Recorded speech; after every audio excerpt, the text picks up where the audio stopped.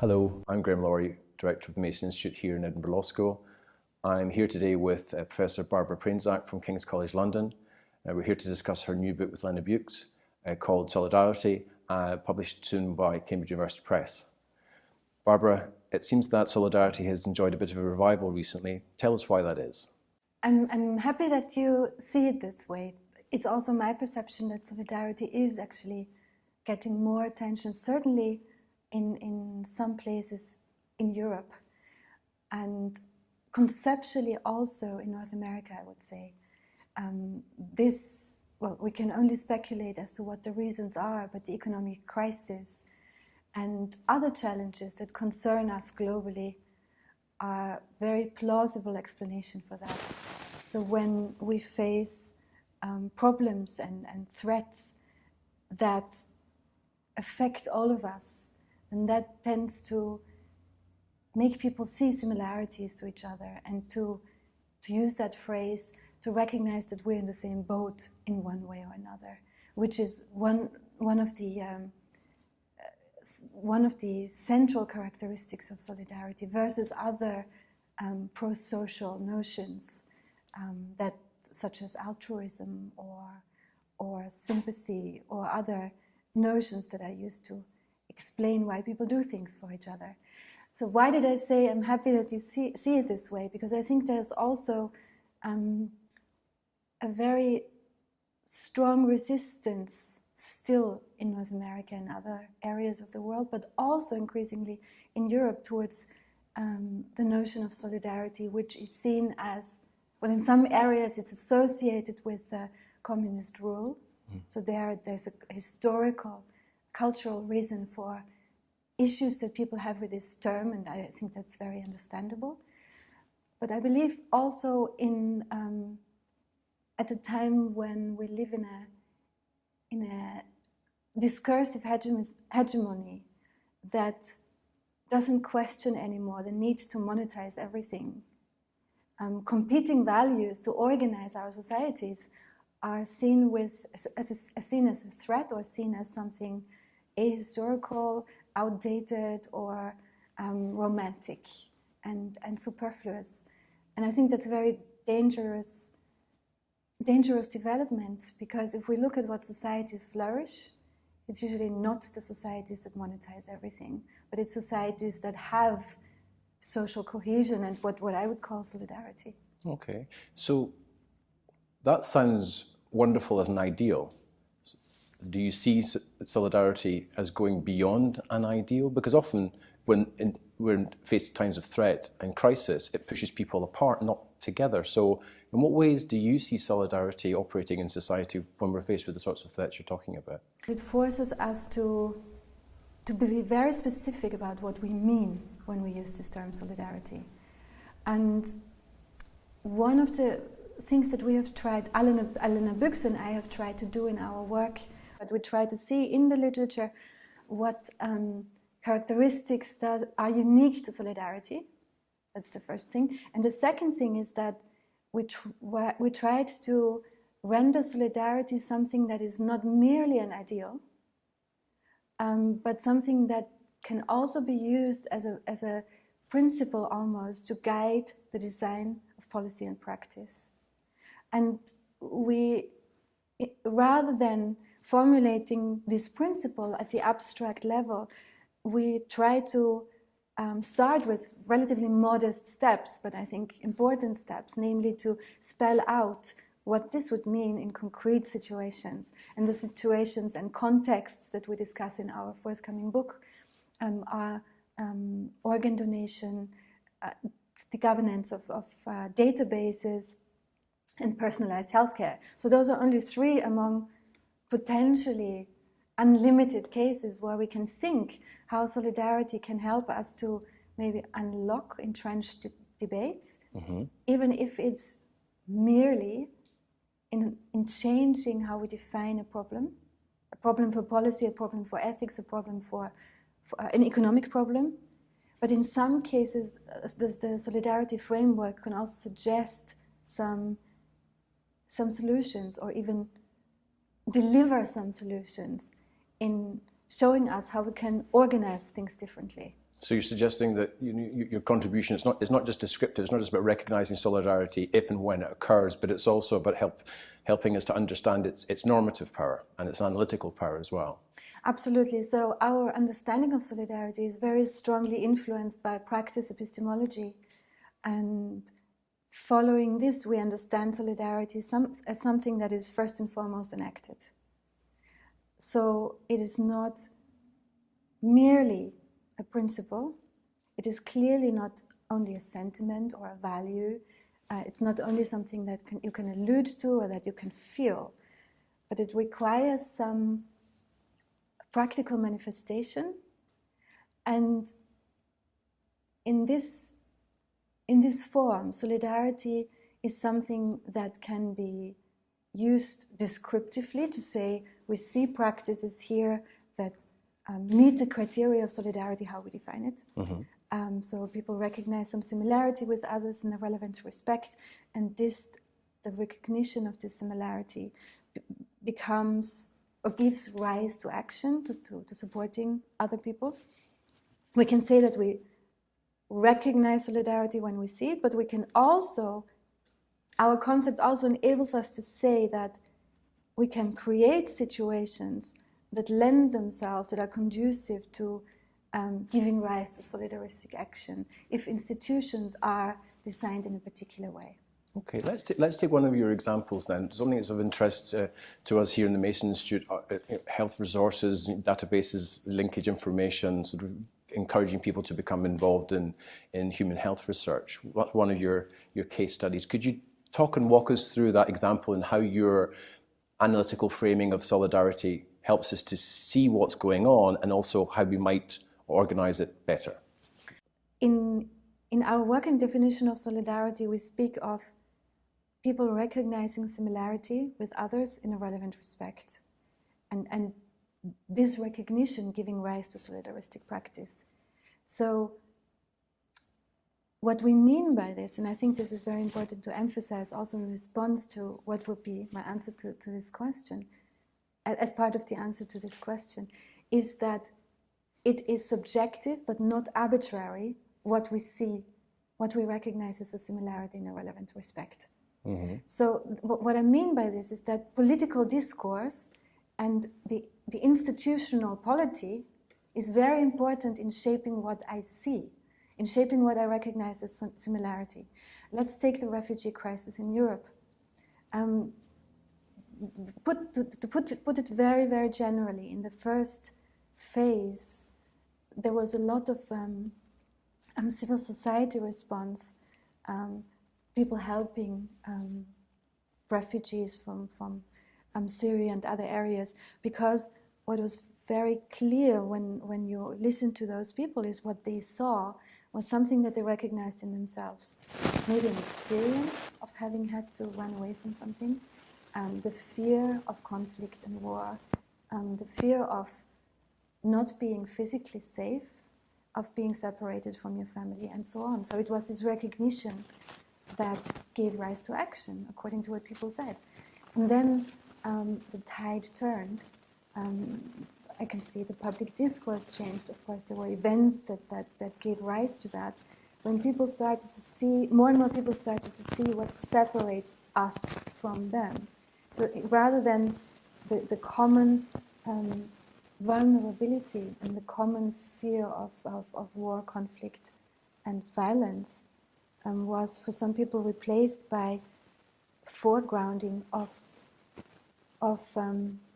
differences in faith, in religion, differences in cultural norms, in values. And then correspondingly, some people stopped supporting people who they considered as different. So this was a relatively long-winded way of saying in the medical domain this also plays a role.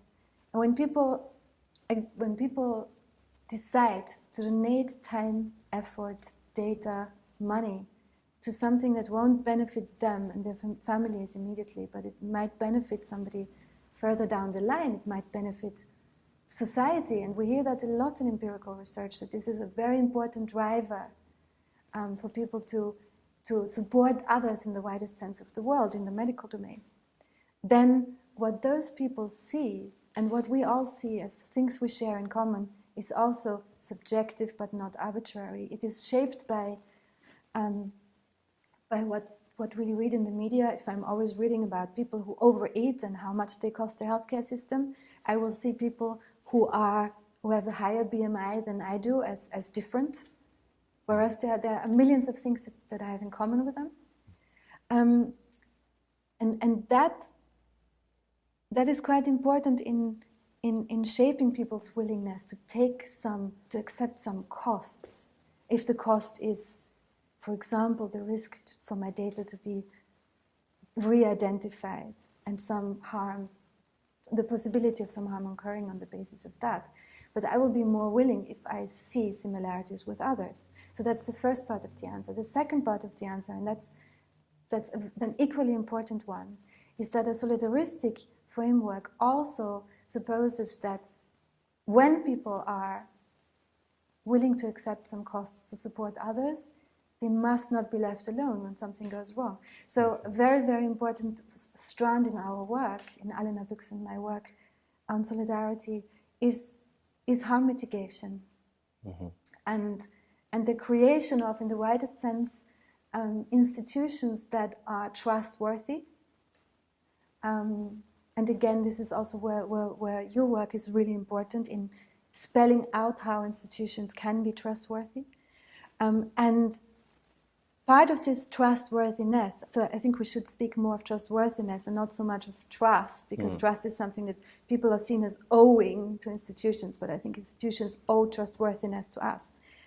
Part of the trustworthiness is that systems are in place that when something happens to somebody who has, I'm now putting this in technical terms, engaged in solidaristic practice, you can also say supported others, in the context of solidarity, that these people will be supported when they experience some harm.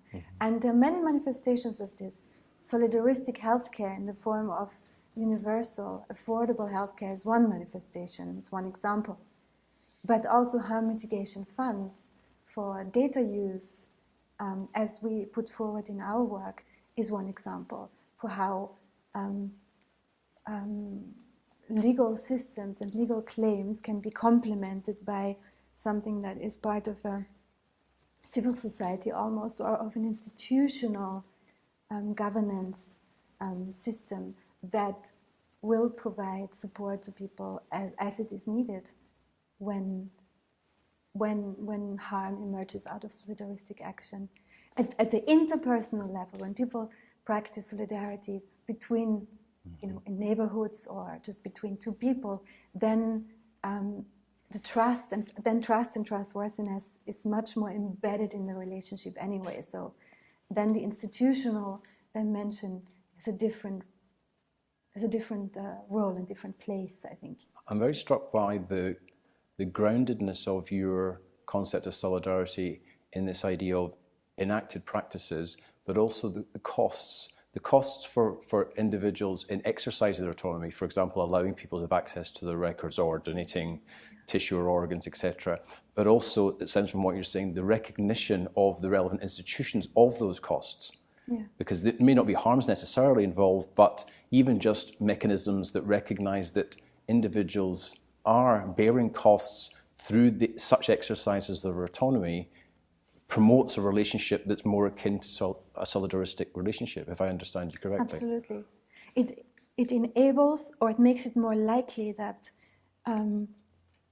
solidaristic practice at the interpersonal or communal level, something that people do informally, that solidifies further into more established institutional practices, or even into norms, into legal norms and bureaucratic norms.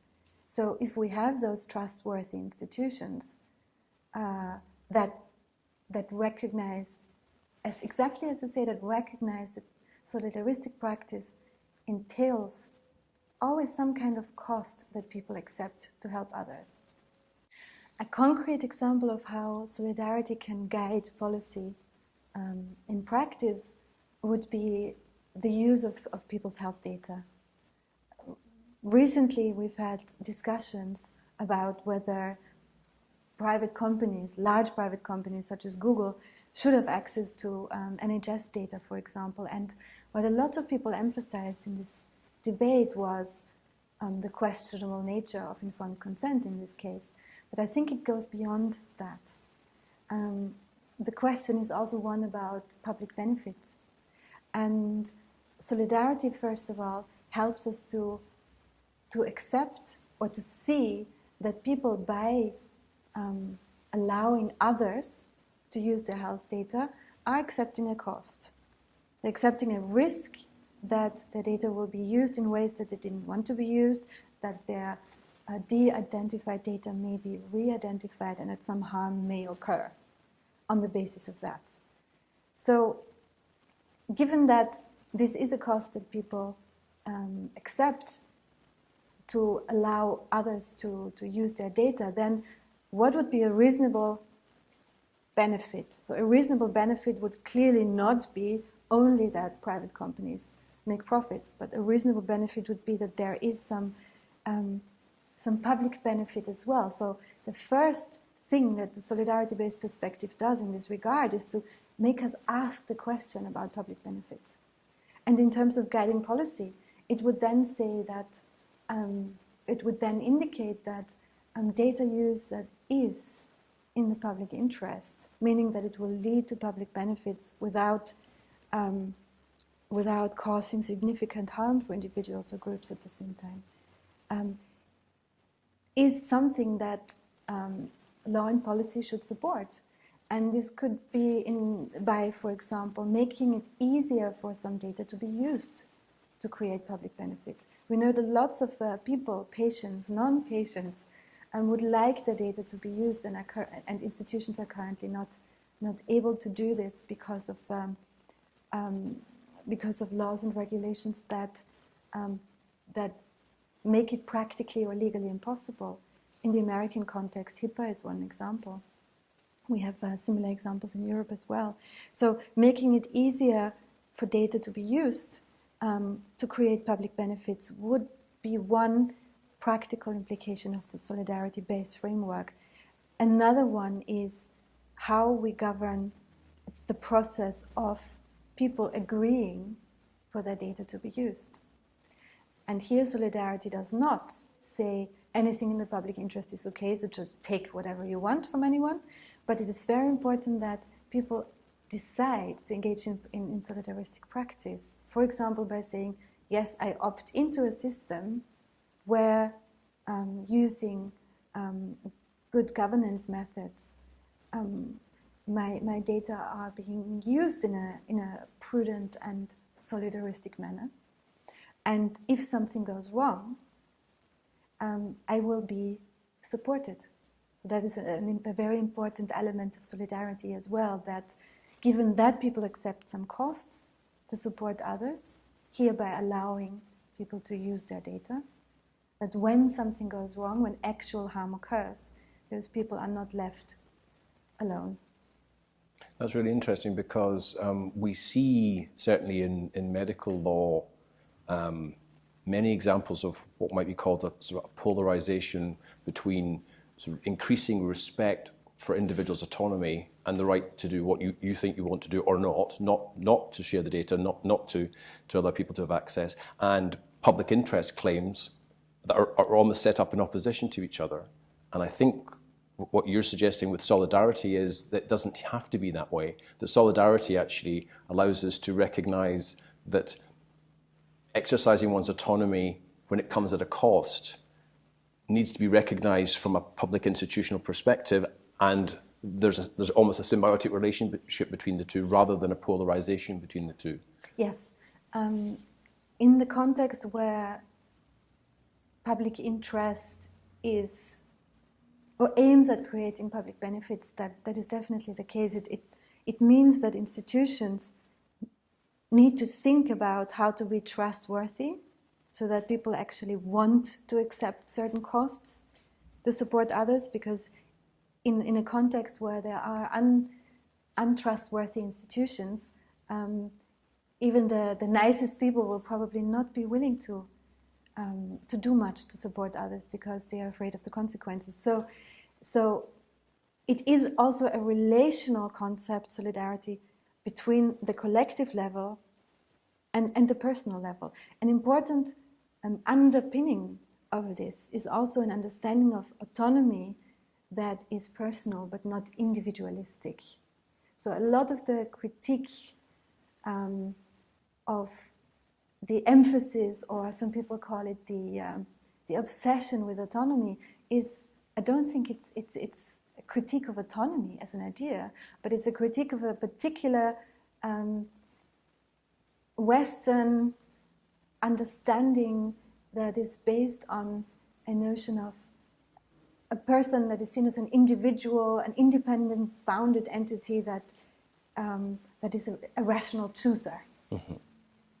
So individual autonomy is something that is exercised by one person in its ideal typical state, independent of others. Mm-hmm. And of course, this is not only anachronistic, but it is also deeply politically problematic, such a concept of autonomy.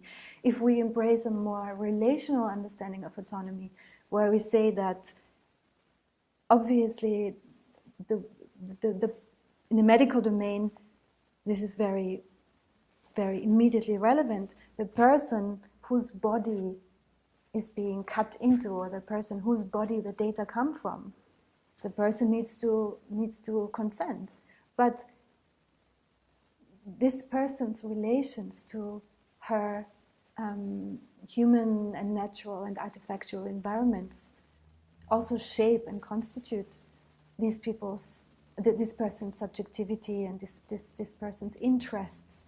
So this understanding of autonomy means that the assumption is that when there are trustworthy institutions and when there is reciprocity in our social space, then people will often be willing to accept costs to support others. However, we would stop at imposing that as a duty in many instances, not in all instances. One instance where we already do that, and by we I don't mean only my co-author Alain Mabrix and myself, but we as a society, we already do that when it comes to tax. Mm-hmm. The tax, especially in countries with progressive taxation and transfer payments, tax is a solidaristic system in a way that is not optional. You could even go as far as saying road traffic is in some instances solidaristic, and it's not optional to adhere to the rules. And certainly healthcare. Our healthcare system here is still mostly solidaristic, and it's not dependent on people's informed consent to opt into the NHS. So I would just say, let's look at those cases and those countries where solidaristic institutions are already not voluntary, but work very well. Why do they work very well? Typically because they all have harm mitigation systems in place. They may not be called that. Mm-hmm. But in other domains that are not relating to some of the core needs and interests of people, we would not want to create new structures and new institutions and new practices that, in the name of solidarity, oblige people to contribute something. Let's take the example of organ donation, because that's obviously a very live example, but it's also an interesting grey area for law and policy. Do we impose certain types of opt-in, opt-out systems, mandatory choice, etc.? We know we're all very familiar with what the types of rules might be, but what would your solidaristic perspective offer us as options in terms of how we should approach organ donation in society? So organ donation is a very, very interesting example because it's a field of practice, policy, and research where solidarity is already alluded to a lot. So what we argue in our book, what we found when we did the research for our book, is that some systems that consider themselves or call themselves solidaristic organ donation systems are not, according to our definition, solidaristic, because either they guilt trip people into doing something, into opting in, or they require that people, for example, donate so that a family member of them moves up the waiting list. So those, we do not say that those systems are good or bad, although I have views on that, but according to our definition, they are not solidaristic, because a solidaristic system would require that people knowingly decide to accept some costs. So cost is not only financial costs, but cost in the widest sense of the word. Any contributions, a cost can be, if I donate an organ, a cost can be also something very, very small, if I support someone in a very small way. So our solidarity framework requires that people knowingly decide to accept the cost to support others. So this also raises some difficult questions for countries with presumed consent, or opt-out, as it's called. So I'm Austrian. In my country of birth, there's presumed consent, and I'm a happy presumed consenter, because we never ever questioned that it was very important, and by we I mean everyone I know, that by being an organ donor by default, we were doing something that's good for other people, we can save lives and so on. It works because despite all the problems that Austrian institutions have, the institutions in the medical domain are trustworthy in the sense that I do not know anyone who fears that their treatment, their medical care will be compromised because they could be an organ donor, or that any harm could occur out of being an organ donor. So this is a very important, actually the organ donation case showed us how important the institutional trustworthiness is to have a policy in place that is a solidaristic policy, that technically is entirely voluntary, because anyone could opt out, but practically, I'm the first one to admit, is not entirely voluntary, because lots of people don't know, or some people don't even know that this system is in place. But the solidaristic framework would certainly suggest that creating a society where presumed consent for organ donation is ethically feasible would be the ideal. Could I offer some comment on that as well? Because from what you're saying about the way in which your concept of solidarity helps us to reconceptualize and reimagine the relationship between autonomy and state and public interest, for example, if we're focusing on the practices and the costs, if the state or the institutions have to recognize those costs and have to support people who bear those costs, then that also makes more ethically justifiable a state or institutional system that says, well, we have this presumed consent because we can show ways in which we support those costs. Yes, exactly. So we recognize that is a symbiotic relationship that's going on, and we support it as such. Yes. And therefore, it's a legitimate claim to being a solidaristic model. Yes, and I think part of this solidaristic model would then also be to accept that some people will opt out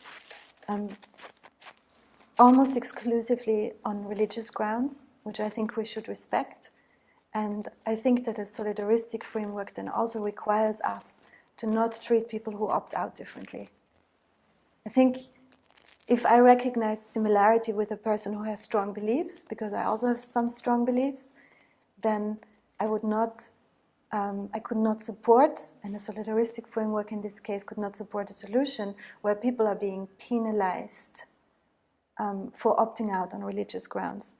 I think that in some cases, solidaristic frameworks and solidaristic arrangements and institutions can exclude people because they do not want to engage in the solidaristic practice in the first place. They don't want to contribute. But I think we shouldn't do that if it happens on religious grounds, or if it happens because people can't contribute. That would be against the very idea of solidarity. And we shouldn't do that where it really concerns, where it would affect people very negatively in areas that are that relate to the health and well-being in very fundamental ways.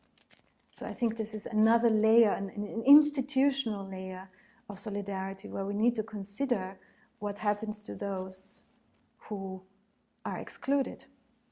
Because either they want to be excluded, or because they are excluded for technical reasons. An example for the latter would be migrants in healthcare, which is, I think, a very, very difficult problem. And also, solidaristic perspectives do not give us a straightforward answer there, because if people recognize similarities with others according to what they see as shaped by the societies they live in, shaped by their experiences, we cannot predict who people feel some kinship with, who people want to be excluded and included. We're discussing here your work on solidarity, particularly your book with Elena Books with Cambridge University Press coming out very soon. And I'd like to explore more deeply the added value of your concept of solidarity. So, for example, a very straightforward question: why is your view of solidarity not just a form of altruism? Because altruism is conceptually incommensurable with solidarity. Altruism is a property of an individual. I can be an altruistic person. It describes an attitude towards the world, a disposition towards the world. Or it could also refer concretely to a specific action. But it doesn't require a recipient. It's not a relational concept in the strict sense of the word, whereas solidarity, and this is why we prefer to use this term, solidarity is deeply relational. It cannot be thought otherwise. If I'm the only person in the world, I cannot be solidaristic. Solidarity doesn't mean anything, because it requires a recipient. And solidarity does not require this dichotomy between self-interested or self-affirming, I should say, action and other concerned action. Actually, this is also something that comes out of the practice epistemology that guides our work, that practice is usually self-affirming and self-making and other-affirming and other-making at the same time. So we don't need to choose what it is. What we will say, however, that something, and of course drawing upon generations of scholars who have pointed this out, something that is merely calculating, so a practice that is merely calculating strategic practice would not meet the requirements of solidarity. So it wouldn't qualify as solidaristic practice. If I did something merely because I think you will pay me or you will give me something in return, this may be a business transaction, or it will be it may be something that we could even see as socially or politically desirable, such as if I write something for a newspaper, and I get paid for it, but it would not be solidaristic action. So solidaristic action, this non-calculating element is important. It can't be the main driver. So, but it can be an element. It can be there, but it can't be the main driver. It can't be the main driver. Okay. It can be relevant because if we are serious about not accepting the dichotomy between self-interested or self-affirming and other regarding action, then there's always something nice for me in it as well, right? I mean, this is almost a truism in psychological research and also some of the empirical social science research that supporting other people makes people happier in most cases.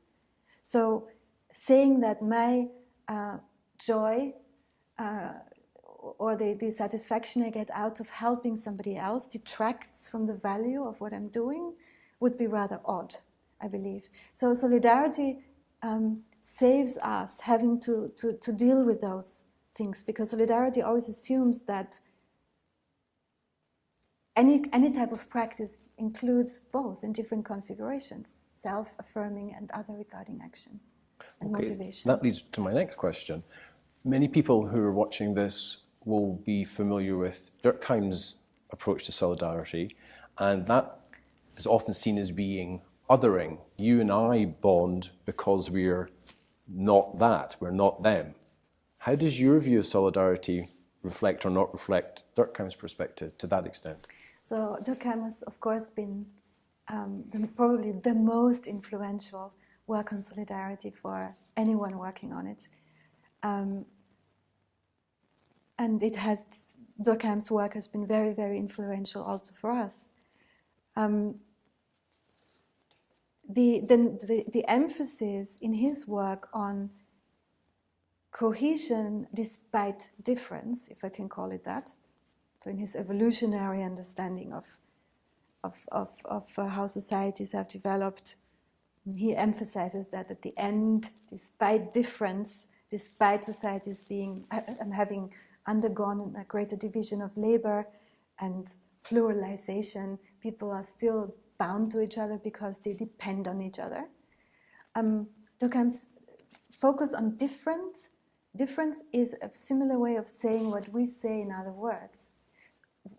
We have been criticized for emphasizing similarity too much, and I take this criticism, but I believe nevertheless that it is a misunderstanding or our failure to be more clear about what we mean. What we mean to say is that similarity is what gives rise to solidaristic action, and that is what Durkheim says as well.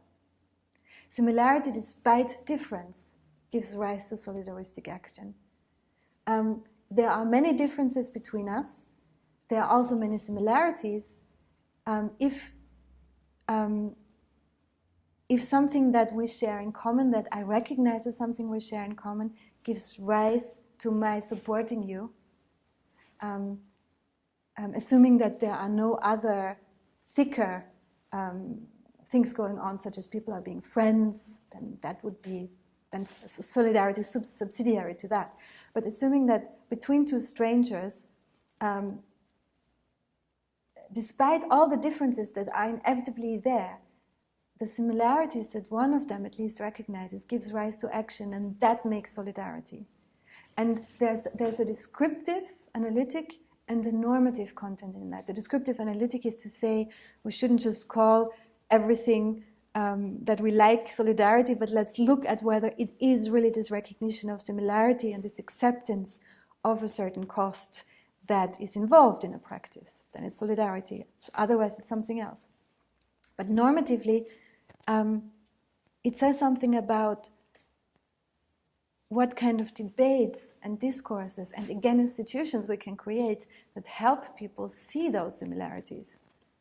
And you mentioned earlier that conflicts do not only make people feel they're all in the same boat, but conflicts also lead to people being each other's wolves, almost quite literally. And that's true as well, because conflicts, of course, can lead to people seeing differences. I'm already suffering and somebody else still has it better. So we need to work towards creating circumstances where people where people are more likely to see similarities and where they can. What I mean by where they can is that if they do that, they're not putting themselves at risk. What does the institutionalization of solidarity look like then for you? And that's a very big question. But what would be some of the elements that you would recognize as being appropriate for this institutionalizing of your view of solidarity? In some contexts, solidarity, as we understand solidarity, is institutionalized. Healthcare in this country and in some other countries, mostly in continental Europe, would be examples, because they foreground similarities. People don't pay different premiums on the basis of their BMI or their moral responsibility or their disease risk.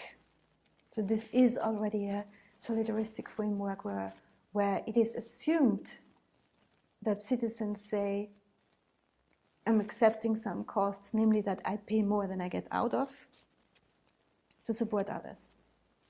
But there's also the reciprocal and harm mitigation dimension there, because if I end up needing more than I ever paid in, I will also receive it. So that is already, and I think it's an important, probably the most important example of institutionalized solidarity. Taxation can be an institutionalized form of solidarity. A biobank can be an institutionalized form of solidarity, where people, they take time, sometimes travel, and without getting their travel costs reimbursed, let people take samples of blood and fill in forms without getting anything in return in a direct way, but because they want to contribute something to society. And that is also an institutionalized form of solidarity. So institutionalized forms of solidarity can take place at a very small scale in a neighborhood, when neighbors help each other when something happens, or to join forces to fight something that is perceived as a threat or to reach a common goal. Or it can take place at the level of an institution, or it can take place at regional or national levels. The only thing that we do not call solidarity is when people do things for each other because they have deeper reasons. By deeper reasons, I mean love in the family, among partners, among parents and children, or friendship. Because there, the similarity in a relevant respect and the willingness to accept costs becomes almost an empty phrase. There's so many similarities. There's so many things that bind those people together that it doesn't strike me as very fruitful to call that solidarity. There are better words for that. Let me ask you a final question. What do you think solidaristic laws look like? It's an interesting question because I've never thought what a solidaristic law would look like. I think laws can create and maintain solidaristic institutions. Laws that shape the healthcare system, for example, that provide and determine norms for the protection of fundamental needs and interests, data protection. Those are laws that help to create the circumstances in which solidarity is more likely to flourish, to express itself and to flourish. So if we had to find something that these laws have in common, then I would say they are always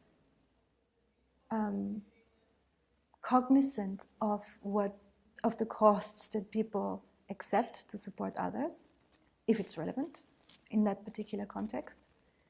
And they try to think about how to support people when things go wrong. And they also try to harness and build upon and expand practices of support that people already engage in.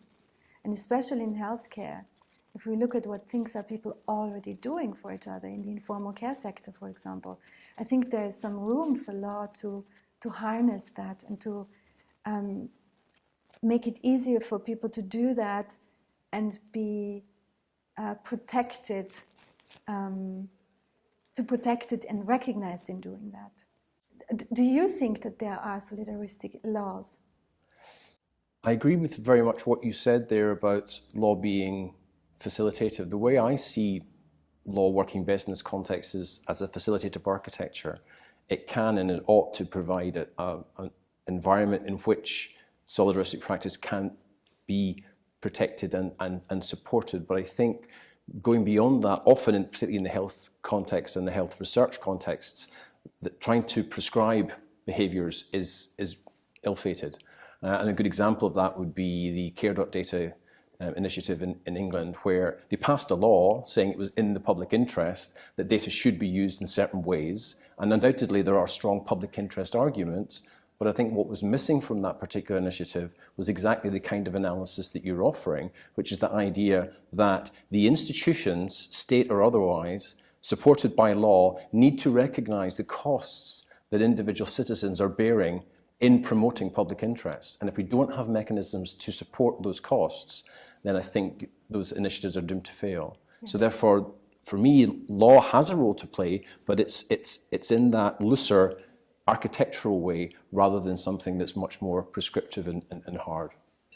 So Barbara, thank you so much for giving us your time and sharing your thoughts with us today. It's absolutely excellent. We wish you every success with your new book on solidarity with Cambridge University Press, and we very much look forward to seeing more of your thoughts on this topic. Thank you very much for inviting me and for talking to me.